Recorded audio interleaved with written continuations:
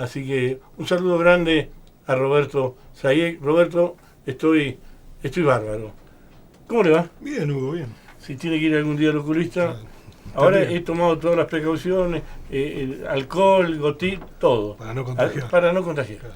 Si no, la semana que viene no viene nadie. Estamos todos con los ojos en compota.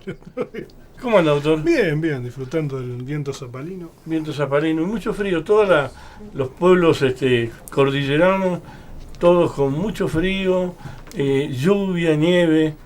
He descubierto que Chosmalal ha cambiado muchísimo el clima. Más frío que Zapala, lo vengo siguiendo y un viento los otros días que tiró árboles, hizo desastre. Cabiagüe, qué frío, doctor.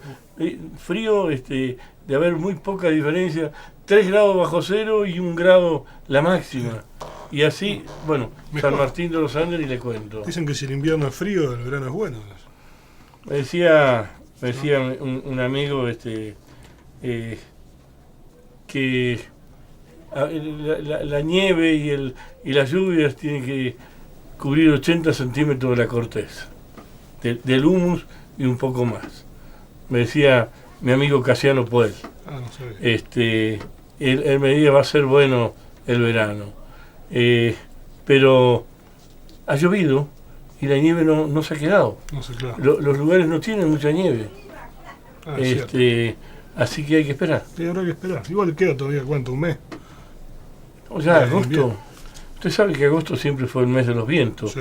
en Zapala. Después se fue corriendo, después fue cambiando. Pensar que cuando hicieron los grandes embalses decían va a cambiar el clima y nosotros decíamos no, que va a cambiar. Cambió. Y bueno, cuando hagan Chibúo entonces va a cambiar de nuevo. No sé, ¿Va a volver a cambiar? no sé si lo veremos nosotros, pero el cambio, digo. ¿No? Sí, va a cambiar. Va a Cambio de cambiar. clima. Hagan empeño. ¿Cómo anda, doctor? ¿Terminó?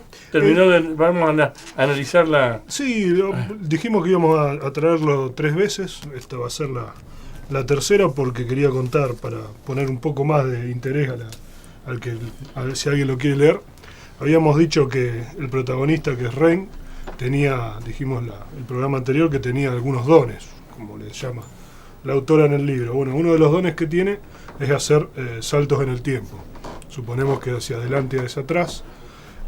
Tiene, no recuerdo bien si tiene alguno hacia adelante, pero el más importante, que ocupa algunos capítulos, y a mí la parte que más me gustó de la historia es él estaba también habíamos dicho que no podía controlar los dones, ocurrían de pronto.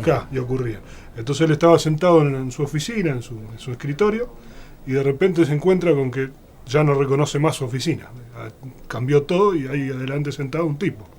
Y él no tiene idea de continuidad, o sea, no recuerda qué pasó claro. Desde que se sentó en su oficina a hacer alguna tarea hasta que le pasa eso.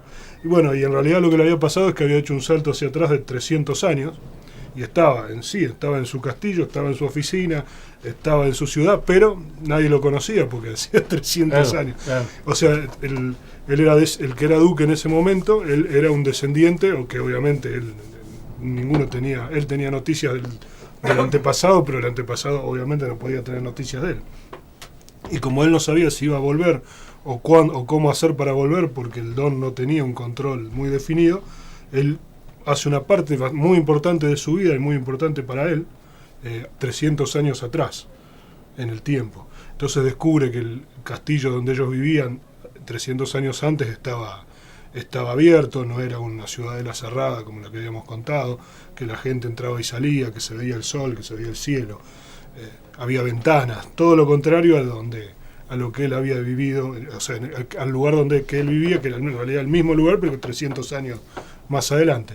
Y realiza una parte importante de su vida, se enamora, estaba comprometido con a medias porque había rechazado, como no sabía cuánto tiempo iba a estar ahí, estaba comprometido con la hija del duque, y en el final de estos capítulos donde ocurre la regresión, hay un hecho, él participa de un hecho que lo veía en sueños, lo veía constantemente, que es trascendente para su vida y para la vida de la ciudad, que no lo vamos a relatar acá porque sería contar casi que el final del libro. Pero esa parte es muy interesante y es una de las partes, a mí es la que más me gustó, y está muy bien escrito. es como un sublibro, es como una subhistoria. Podría llamarse una subhistoria y creo que hasta Priscilla va a escribir con algunos de estos personajes que aparecen acá, sobre todo con lo que era la novia de Rain, se llamaba Essence. Va a escribir unas historias colaterales porque esa parte podría ser perfectamente una novela corta en sí misma. Ajá. Así que bueno, ahora lo único que nos queda es ver si conseguimos que traigan a Zapala volúmenes y esperamos la segunda parte. ¿Cómo no? Y igual vamos a traer algunos otros libros de Priscilla cuando los lea para presentarlos y recomendarlos. Un saludo grande a Priscilla y felicitaciones por este último libro. Sí, Revolución Rain, Príncipe. Le decía de las regresiones de los vuelos astrales de mi amigo Antonio Pulido. Claro, yo me acordaba de eso. La mamá una gallega muy bruta, ¿no? Y el gallego se pegaba los viajes y la madre lo mandaba a hacer algo y el tipo no estaba. Estaba el cuerpo. Claro, pero él no.